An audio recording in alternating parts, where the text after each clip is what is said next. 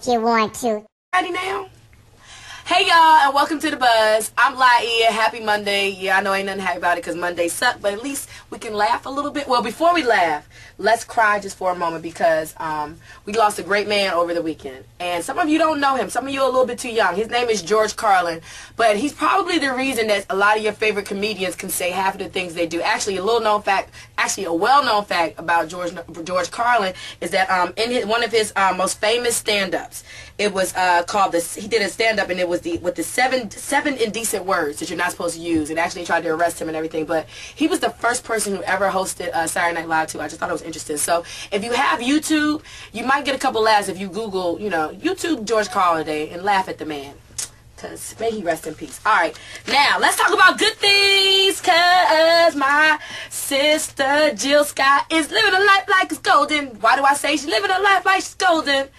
Because she just got engaged over the weekend. Yes! Ladies, say a prayer. There is hope for us. Ladies over 30 still looking for love. Okay.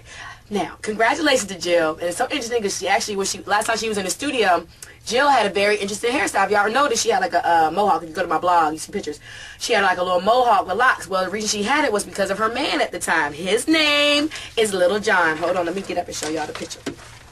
His name is Little John, and he's from Philly, and he's like one of the most famous drummers out of Philly. Yes, more famous than Questlove in the music world. Yes, that's Little John. He's played for some of the best.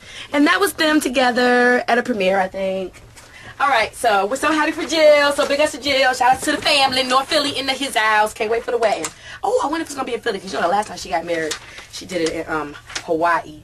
Okay, so tick, tick, tock, tock. Know what's ticking? Janet's clock.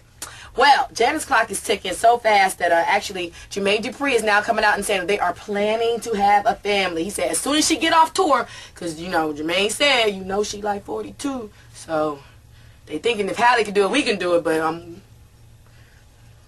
count it down. All right, now let's talk about reasons not to do crack, shall we?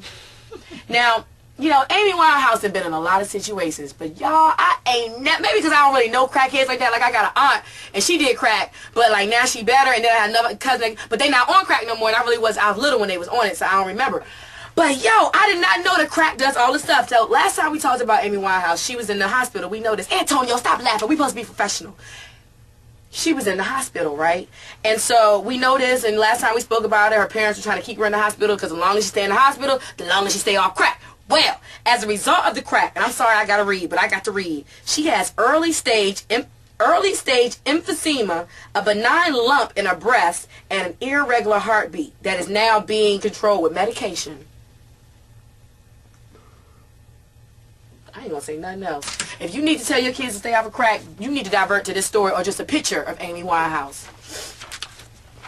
Can we talk about really great boob jobs for a second? I know I went to totally tangent, but I don't care. Because I want to really give it up to Kelly Rowland. Now, ladies and gentlemen, I'm sorry, which way do I... Okay. Okay, they got it. Up and down, up and down. Alright, so this is Kelly Rowland, right? Now, I just think that she has had a really great boob job. Look at how subtle those boobs are. And you know what it reminds me of? It reminds me of Little Kim's boobs circa the first boob job. Do you remember the... Diana Ross situation? Do you remember those were like a B cup? Actually, Toni Braxton had a really great boob job the first time around too, similar to this. So what we hope is that she stays with this boob job and doesn't do anything to mess it up. But isn't that nice? They look like they would never touch, right? I know, see? That's what happens when you just enough. Now and I'm not really for augmentation, but that was pretty good.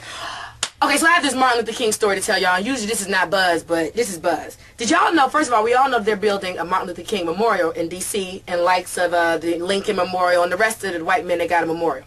Alright, so first of all, there is an issue because the U.S. Commission of Fine Arts has an issue with the prototype of the Martin Luther King sculpture. You want to know why? Guess what they said about it? They said that they made him look too confrontational, even in his death. And can I just tell you, I'm mad I had a picture. I'll bring it to you tomorrow. But they say not only does it make him look confrontational, but it makes him look like a socialist leader. Now, the pose that I saw that they're doing is just of a man like this. But see, black men, even in death, you are too confrontational. I thought that was an ill story. Did you also know that an Asian man was picked to sculpt the king? Not that I care, but do you think maybe any black sculptors? Something to think about. Oh, another story I wanted to tell you guys. Oh, do we wrap it up on this? Oh, no. We got to talk about Kanye. I'm almost done. Terrence, almost done. So, which is a very special day. Because as you guys know, a big thing went down in California last week with the gays in marriage. And Ellen and Portia have picked a date. Now, I'm very excited because, you know, this is like the biggest lesbian wedding ever. And recently she was at the Daytime Emmy Awards, Ellen and Portia, and they were talking about the wedding. And just listen to the way Ellen talks about the wedding. She says, yes, we've set a date. She also, thank you to the Daily News for the buzz. Check your Yo section every day. Sorry.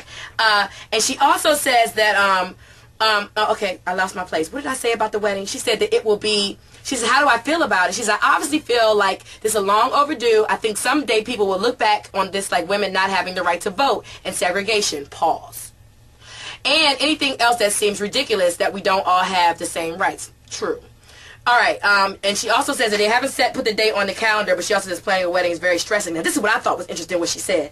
She says that the family from Australia will be flew in, and she says this, that incredible people would sing at the ceremony. Incredible people. Now, this is Ellen DeGeneres, y'all, the hip white girl. Sky is the limit. I was telling Antonio, it could be from Elton John to Beyonce to Diddy. Like, you don't know. Like, this is going to be a real big wedding. Bigger than Elton John's. He's going to be really upset. Okay. So, okay. A couple other little tidbits you should know. Supposedly today, the NBA, Terrence, you would know this. The NBA announced the lineup for the Olympic team. Did you hear?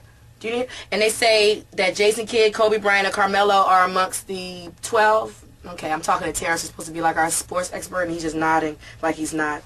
Yeah, okay. Meanwhile, tomorrow at the BET Awards, yes, we have a lot to look forward to with the performances and stuff. But you know what I'm looking forward to? The pre-show. Why? Because they're going to debut Jennifer Hudson's new video, Spotlight. Yes, they are. I'll remind y'all of this tomorrow. Oh, another thing I had to tell you guys. Naomi Campbell is saying the reason that she cussed out them people on the airplane was for racism. Yes, because somebody on the plane called her a gollywog. A gollywog supermodel. That's a, hold up. That refers to a black rag doll from children's literature. So this is the one time maybe we can say it was fair that she flipped out. All right, let's wrap up the buzz on this note. There once was a story about a little boy and an old man, Ice-T and Soulja Boy, and they got in an argument. But then Kanye came and explained it all. Now check this out. Now y'all all know Soulja Boy and Ice-T sides of the story about them arguing back and forth about hip-hop. Well, y'all, Kanye has made a statement, and I'm sad to say that I agree with his statement, and I'm sad to say that it favors Soulja Boy. This is what he had to say. Soulja Boy is fresh as hell, and it's actually the true meaning of what hip-hop is supposed to be. Yes, he said supposed. That's SP, if you ever wonder how to spell that. He came from the hood, made his own beats, and made up a new saying, new song, and a new dance with one song. He had all of America rapping this summer. If that ain't hip-hop, then what is? I'm going to put this in front of my face and you don't see me reading. Okay. A bunch of wannabe keep it real rappers that ain't even relevant, recycling samples, trying to act like it's 96 again, and all they do is hate on the new-ish. Niggas always talk about the golden age, but for a 13-year-old kid, 13? Okay, that's the one thing we got fault in this statement. 13-year-old kid, this is the golden age. He's 17, FYI. Maybe 19, because, you know, it's Hollywood. That song was so dope because everything he said had a hidden meaning. Now that's Nas level-ish. Yes, he compares Soulja Boy to Nas. He just put it over some steel drums, which is also some Nas-ish. Yes, it's the second time he compared him to Nas. If you had the second album cassette with the bonus track, you're talking about, no, I ain't had that. Silent Murder, that song, in closing, new niggas, well, edit it in your head. Get your money right. Keep this ish fresh and original. Ain't no effing rules to this ish, and that's what real hip-hop is to me. And he right. It's just that I wanted the young boy to just respect his elders. He should have just been bigger and said, okay, Ice-T. You know? But usually, Kanye, you always bring us to reality. And I'll wrap up the buzz on that note. I love you. You know, I'm single now, and so are you. How do we look?